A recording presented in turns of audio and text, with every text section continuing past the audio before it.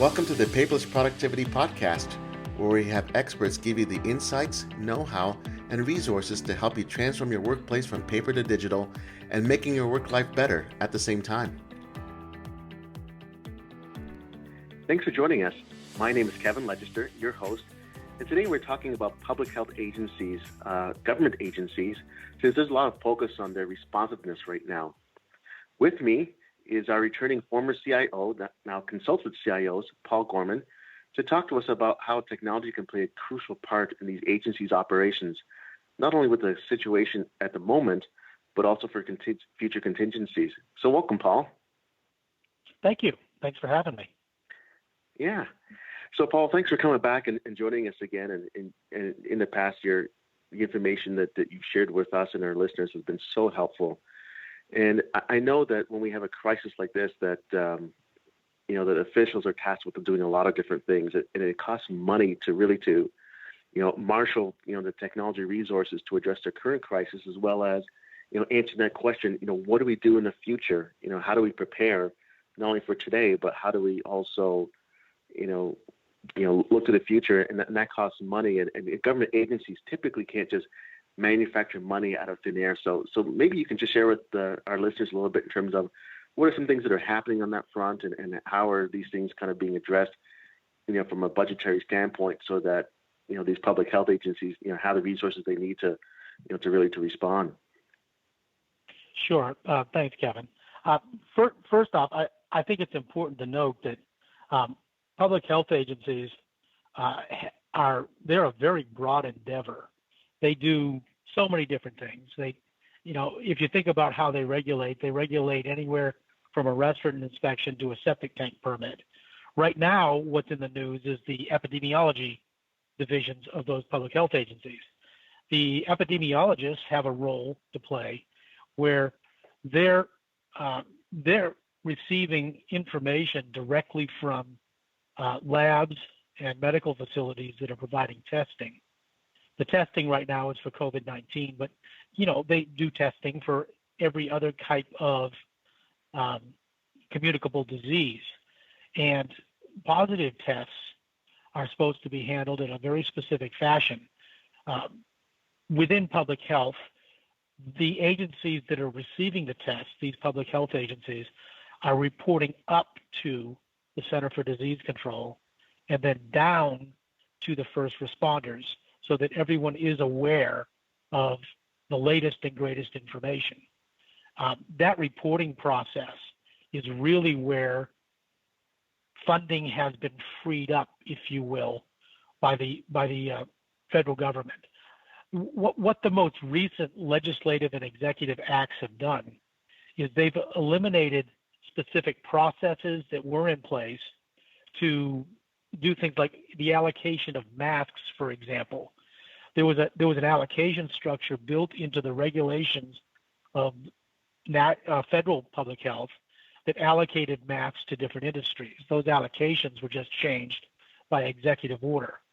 The funding streams that have been made available, FEMA has been brought in, and FEMA has the ability to provide funding for disaster relief.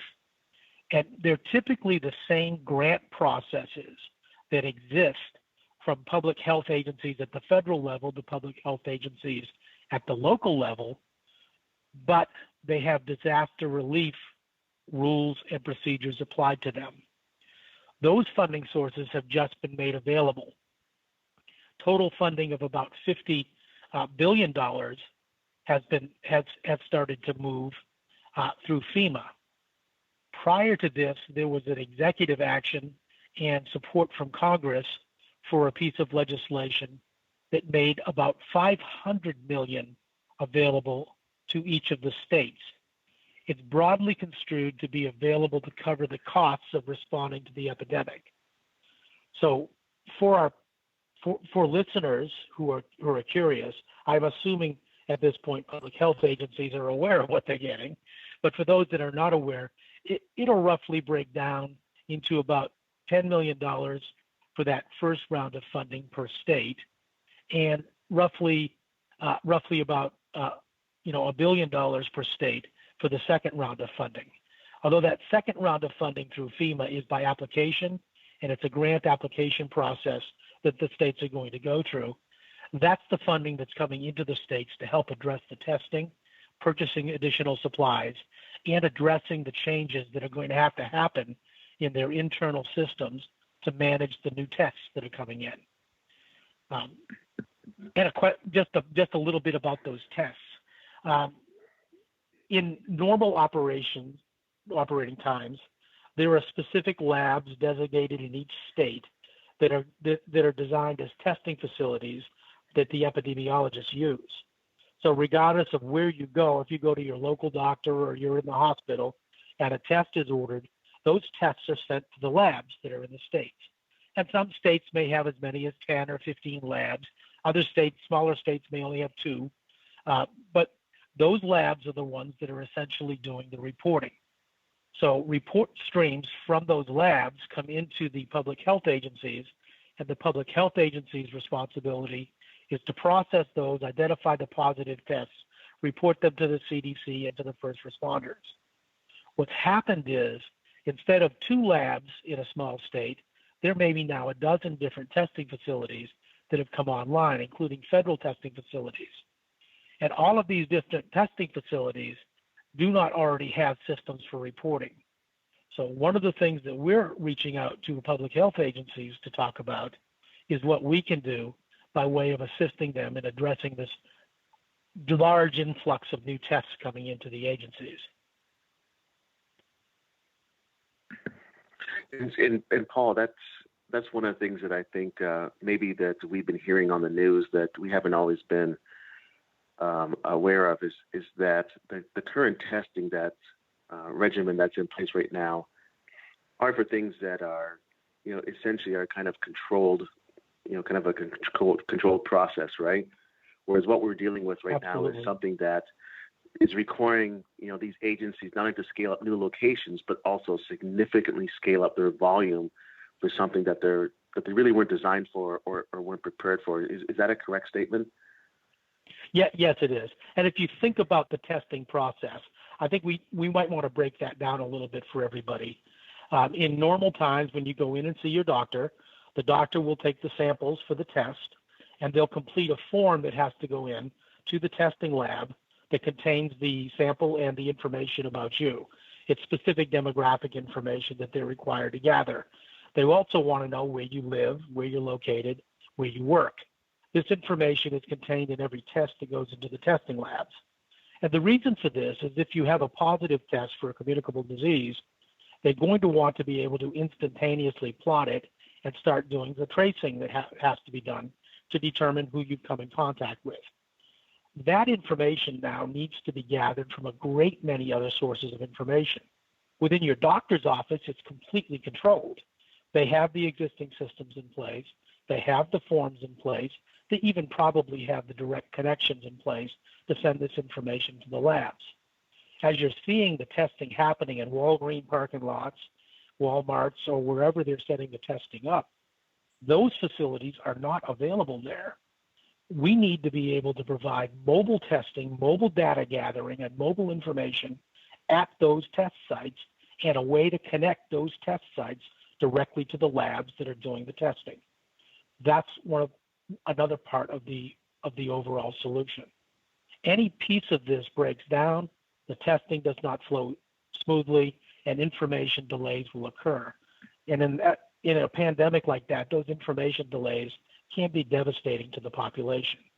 We need our decision makers at this point to have the best information possible available as soon as possible so they know what steps need to be taken. Many of the things that have happened in specific locations are because there are essentially 10 counties in 3 states where over 50% of the positive tests have occurred in. Those 10 counties and 3 states are taking different steps than states that do not have that concentration. So we need to make sure that if a concentration develops in a state, we see it as soon as possible, or in a county, we see it as soon as possible, so those additional ramifications and steps can be taken. You're exactly right, Paul. So from that perspective, having that data, that real-time data, or as close as possible to real-time data, is critically important, especially as these new things pop up.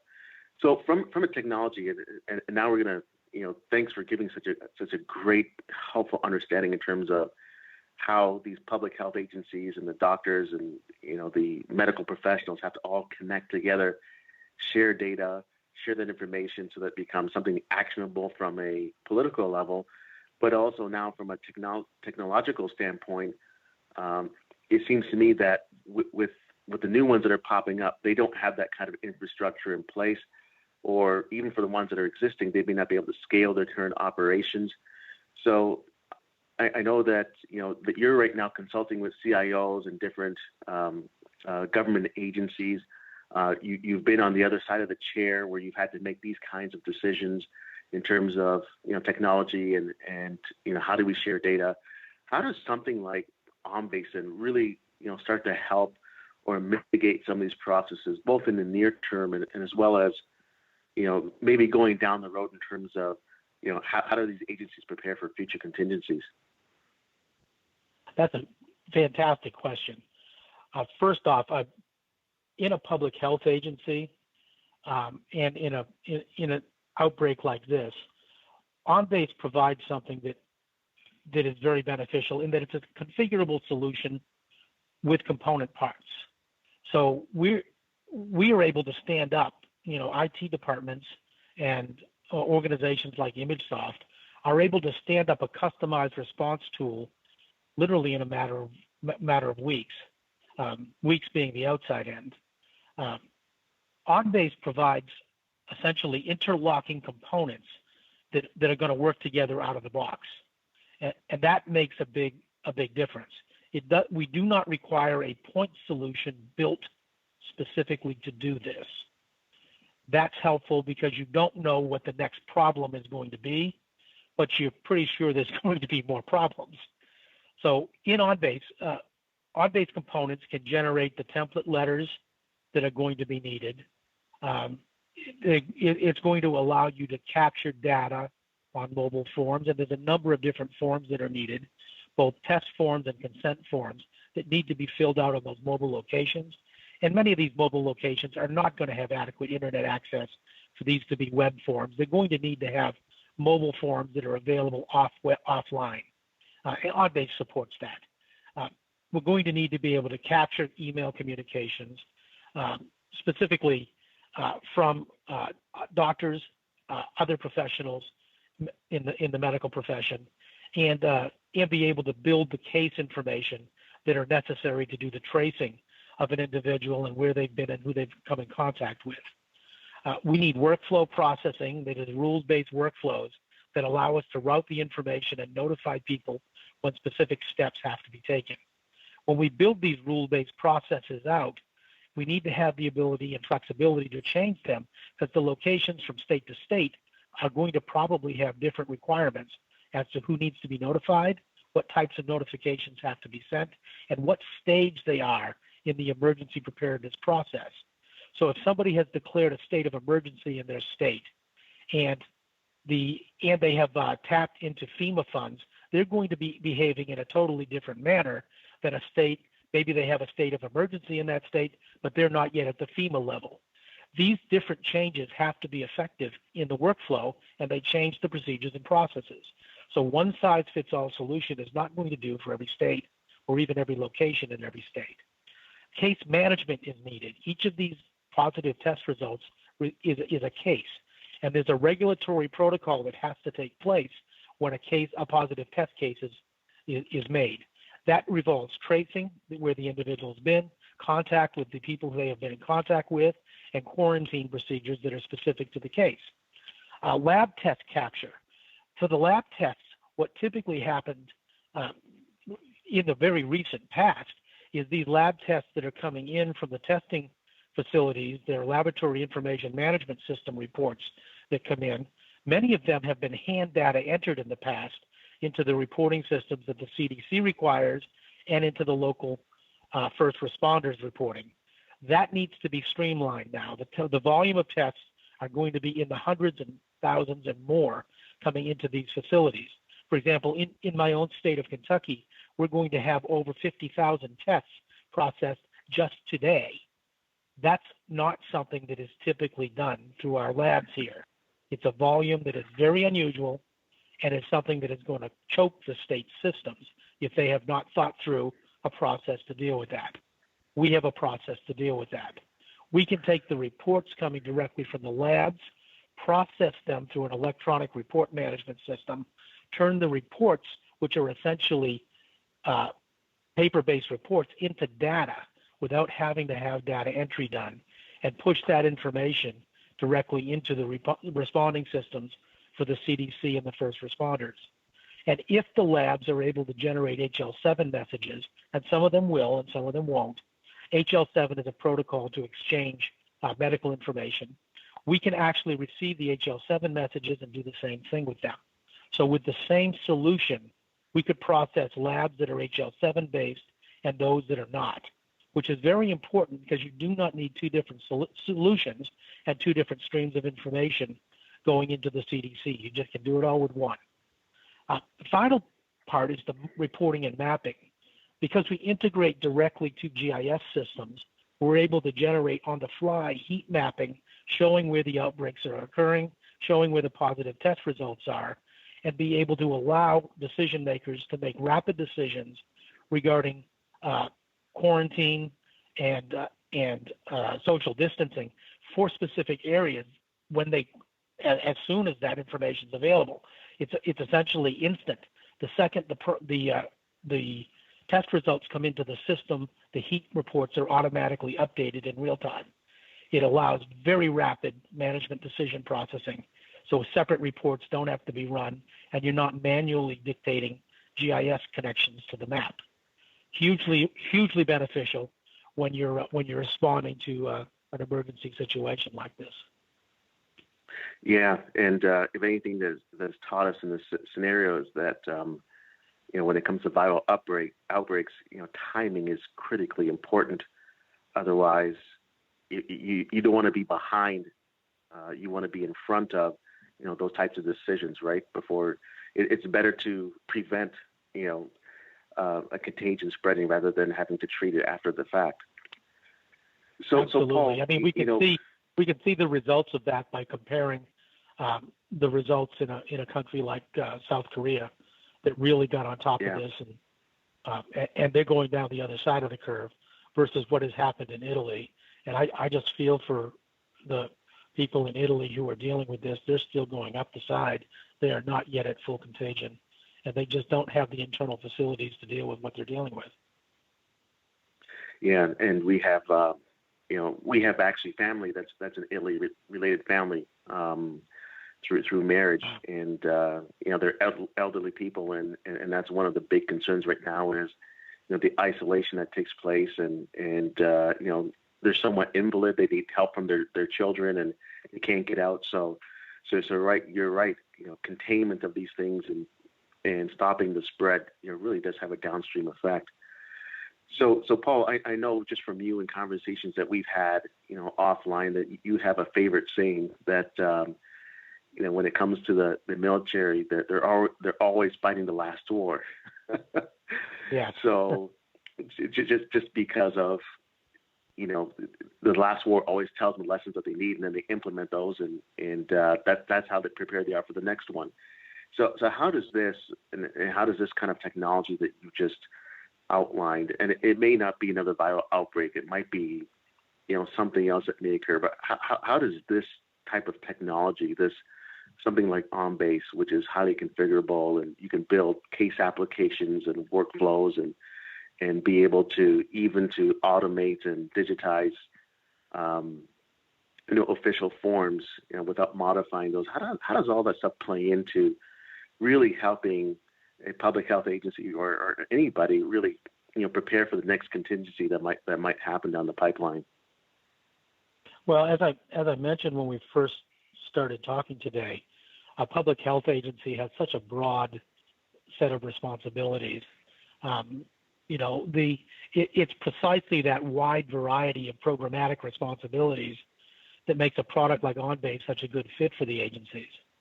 I mean, if an agency tried to implement specific point solutions for each of their areas of responsibility, a public health agency did this, they would be tasked with supporting literally dozens of diverse systems, which may be similar but were not quite the same as each other. And from an IT support perspective, as speaking as a former CIO, that is quite a burden. If you have 24 different mission critical systems that you're supporting, it's a very high cost of ownership that you're going to have to adopt literally just in staffing to support that many different systems, not to mention the annual maintenance and upgrades and all the work that goes into having a mission critical system like that. From my perspective, and as I've learned, I mean, Lord knows I didn't get here right away. I made all the bad decisions when I was a CIO. So I've sort of learned as I've grown. A better strategic decision is a platform solution, which provides the solution components and allows the specific program solution to be configured on that standardized platform. It can be a tremendous benefit to the agency because it dramatically reduces the IT support and as such, the total cost of ownership for each application. There are a lot of good choices for solutions, but I like and I advocate for the flexibility, power, and ease of a configured solution on the on-base platform. And because it has the ability to manage forms, documents, content of all types, case management, workflow and business process automation, and even file cloud sharing for external use and third-party access. It really kind of checks all the boxes that we need in public health solutions to allow us to, if something pops up, take our component parts. It's like a box of Legos. We can build what we need to address this specific solution when this specific solution arises.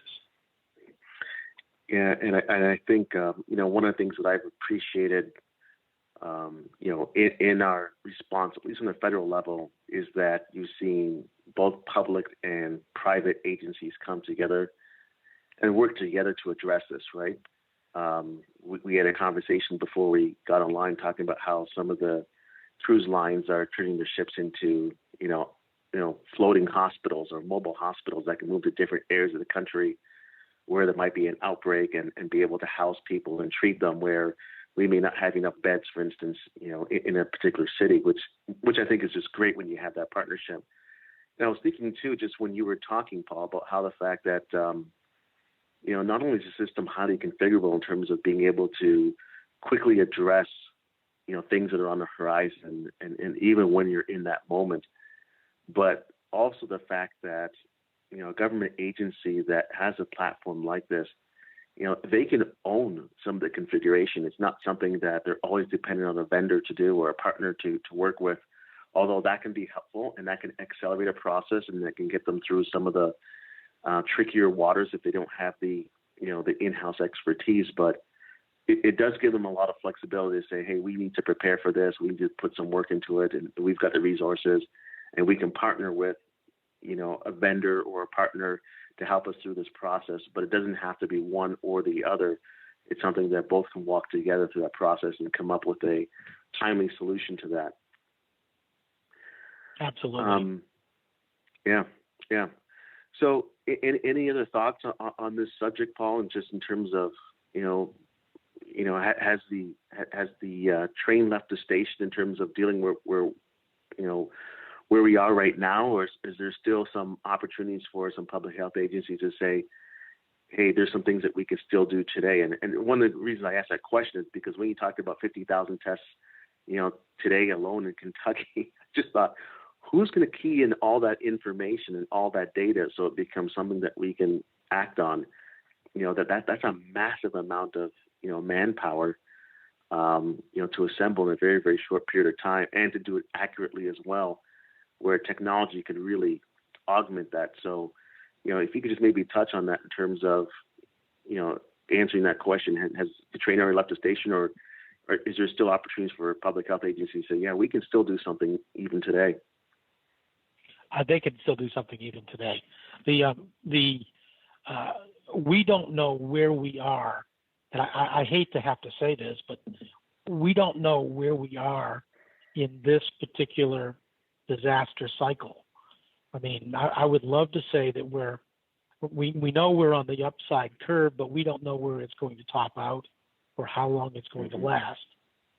They have not reached their peak in Italy or any of the European countries yet, and the information that we have on places that have had to deal with this a little longer, China and some of the Asian nations, might not be as accurate as we would have it in this country. Part of the problem is that just getting the counts right when you don't actually have the infrastructure, the public health infrastructure in place, can be a challenge. So I would say there are definitely things that can be done right away on this. The other issue I think it's important to point out is that based upon the past 20 years, we have had one of these incidents about once every 5 years, courtesy of a variety of different sources, if you recall, Ebola, SARS, MERS, and swine flu epidemics, just occupying the last 20 to 30 years. It's not like this is an infrequent occurrence. This has become maybe more of an issue and more of a problem because of the specific characteristics of COVID-19, the fact that it is so communicable and has a long survival rate on the surfaces of things. Yeah. So if somebody who has the infection touches a surface, it stays that way until that surface is cleaned for apparently quite a long time. They don't know exactly how long yet. So diseases with this kind of characteristic are certainly, hopefully, rare. However, I would say just that we know it's going to happen again. So even if you think in your area you're over the curve, you know what pain you just went through. Let's make sure you don't have to do it again. There are things that can be done with this, and there is going to be funding flowing for agencies to address it. My advice to them, if you're in the thick of it and you don't have time to take a step back and put another solution in place, remember that there is a solution out there when you get to the other side of this and get a chance to take a breath and get yourself in a better position for the next one. Yeah, you're absolutely right, because I think we're at a point now with the amount of communication, the 24-hour news cycle, the availability of data that when the next thing hits, the next flu or whatever it is that hits that we have to deal with, there's probably going to be a lot less patience for the public. If the government agencies are not prepared or find themselves so unprepared and like, well, what happened last time? In the past, we didn't have as much data. We didn't have as much technology. In the past, if we go back 10 years ago, or 15 years ago, where, 15 years ago, we didn't even have smartphones really 15 years ago in any wide capacity. So you think about that in where we are today, there's a whole different level of expectation that people are expecting more of a quick response. And so it's going to become critical that we're just prepared, that we can't let this sit and say, okay, this happened, it's now in the past, let's go on to focus on other things. It has to become a priority for CIOs and different business leaders to address this, not only from, how do we address the crisis, but how do we function in an environment where we can't come to the office, for instance, and touch a piece of paper, right? Absolutely. And if it's required that you have to touch a piece of paper for your function to exist, then that puts you at a huge disadvantage, and it also puts you in a position where you may end up communicating something because you're in that position. Whereas no process is going to be 100% paperless in terms of there's always going to be somebody that says, I don't have a computer, something happens, so I have to submit paper. But if you can take care of 80 to 90% of your cases that are electronic and keep that data flowing, that information flowing, and keep that process going, whatever agency that you're at, that just means you're going to be so much more prepared when the next contingency occurs. And it may not be a communicable disease. It might be something like, it could be an earthquake. It could be some other catastrophe that, really upsets or impacts a community, and you have to respond and scale up things very, very quickly. And you need to have tools and a platform to do that. Yeah, absolutely. I think for agencies of state government who wonder if this is a worthwhile investment, but I would just say, look at what the economic devastation from this is going to be, and recognize that you may be able to mitigate some of that devastation just by having better and quicker information. Because we've seen what the loss of life is going to be, the sickness and misery that's probably being generated from this is just tragic. But there's going to be an economic price to pay here. As I believe we're going to probably have an unemployment rate spike to somewhere around 25% when the next numbers come out, and that's just an astonishing hit. That you speak of natural disasters. There really isn't a natural disaster that I think would affect all 50 states. Yeah. And I'm just thinking of the ones that I've worked on in the past. There's not really been one exactly like this that affects all 50 states. I don't recall, even after 9/11, airlines having to lay off 70% of their workforce. I don't recall bars and restaurants having to be shut down. There's an economic price to pay for unpreparedness, and let's learn our lessons and not be unprepared again. I wholeheartedly agree.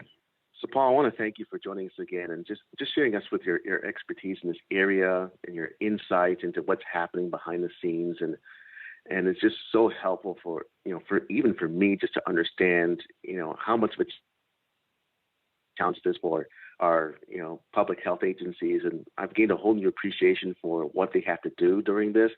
And I think anybody listening to this would also agree that it's a really, really a tall challenge. So kudos to those people that are really trying hard to step in and step up.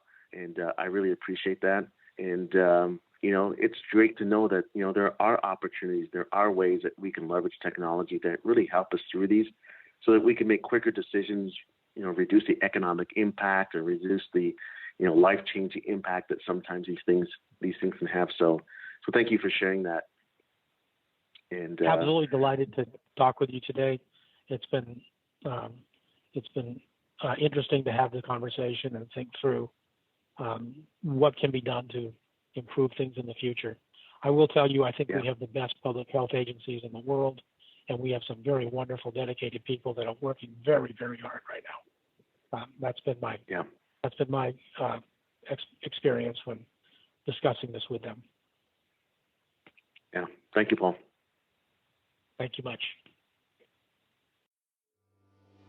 Thanks again for joining us on this podcast. And if you haven't already done so, be sure to subscribe to Paperless Productivity, where we tackle some of the biggest paper-based pain points facing organizations today. We'll see you next time.